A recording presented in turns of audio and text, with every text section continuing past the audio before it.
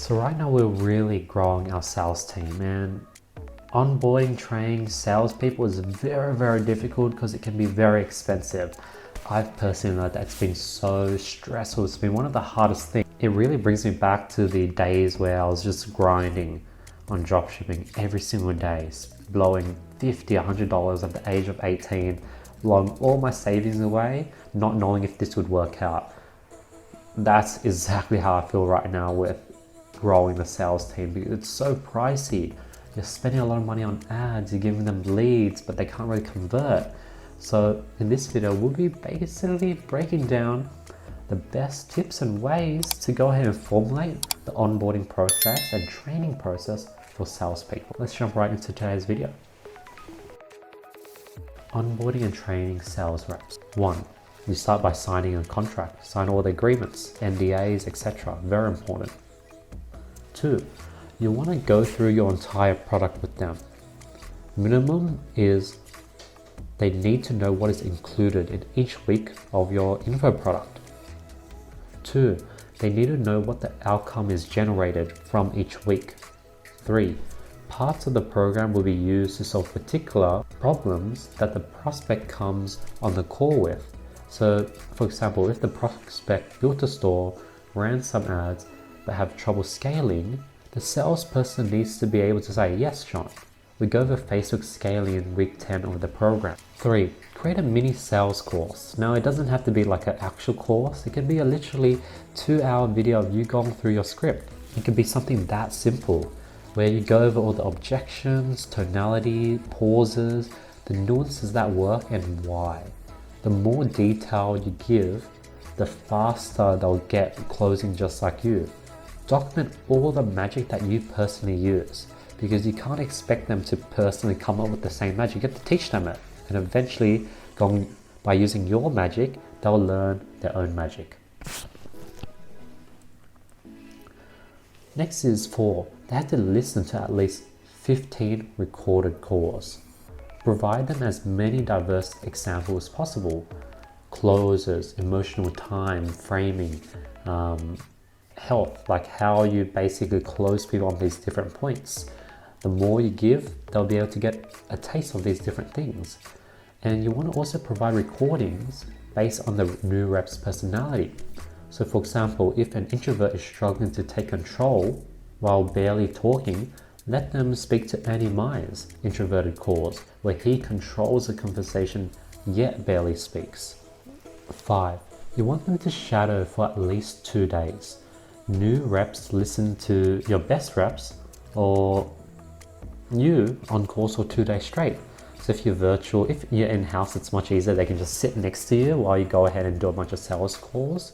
But if it's virtually, what you can do is you can set up Zoom, or you can do Slack call plus Zoom, where they can watch you on Slack, call them via Slack or Skype, share your screen and show live scenarios of you talking to people over Zoom. And obviously they just mute themselves so they can't be heard. Now, as I said earlier, if they meet you in person, you can have them listen for a whole week as you're on calls. This immersion is very powerful. 6.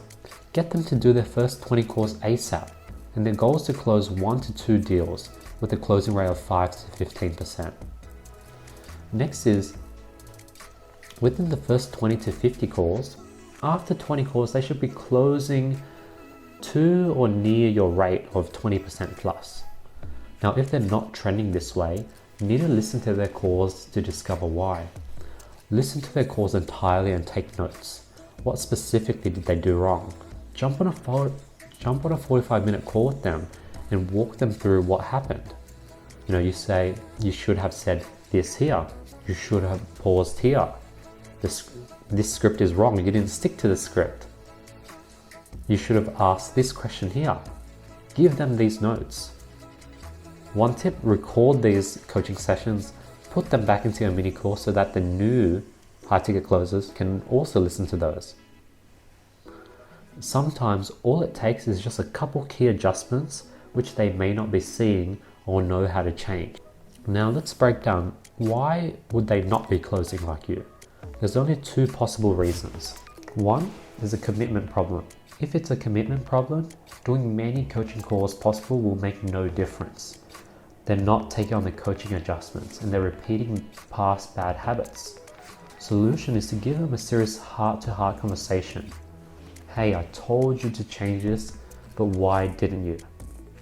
Why isn't the commitment there? What happened? If they cannot make these adjustments, they're not a right fit and you have to let them go. Hence, hiring for committed people through past experience is very important. They need to show that they've been committed to something in the past for you to hire them. Option 2 is a skill execution problem. And if it's a skill execution problem, if they keep doing these coaching calls, they will improve. 8. After 50 plus calls, they're either closing like you or they're not. If they're not, fire them. If they are, you're done. Less and less coaching will be needed. 9. Train for self-managing reps, meaning you shouldn't have to pump them up every day or coach them on every single call. Teach them in a way where they can self-correct and improve on their own. If they cannot get to this level, we need to fire them. Next is 10, very important. Create a sharing and winning culture. Cheering on others, close deals.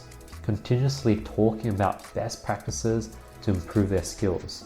Create like a transparent leaderboard where there's no hiding of the best reps or best practices. Also, if you can, put in the founders or chief of sales stats to show what's possible. Next is daily checking. This is something that you or your sales manager should do on a daily basis. Check leaderboards. Check individual trackers for completion. Month-to-month statistics. Are they logging everything? Check everyone's calendars. Delete bad bookings.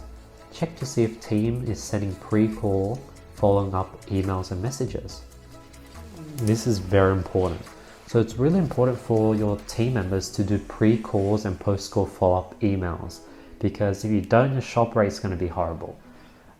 Tell your reps that they should be BCCing you on these emails. Very important. This just keeps them accountable. Next is do not allow reps to delete their own appointments without your approval. Each appointment is cash. Don't let them better their stats, and have a consistent and standard deletion process. Something that anyone can follow. On top of that, monitor for dips in lead quality. Monitor your reps' state of mind. Make sure the sales tracker is accurately completed. Include uploaded call recordings to a sales specific drive, and reps should be uploading this and updating this daily. And verify all sales for commissions. Lock it in on a sheet so it's finalized. So yeah, those are the 11 things that you have to do when you're onboarding and training salespeople. I've probably, in the last 2 months, I've probably blew $50,000 just learning this process, just wasting a lot of leads, burning it on salespeople that weren't doing well.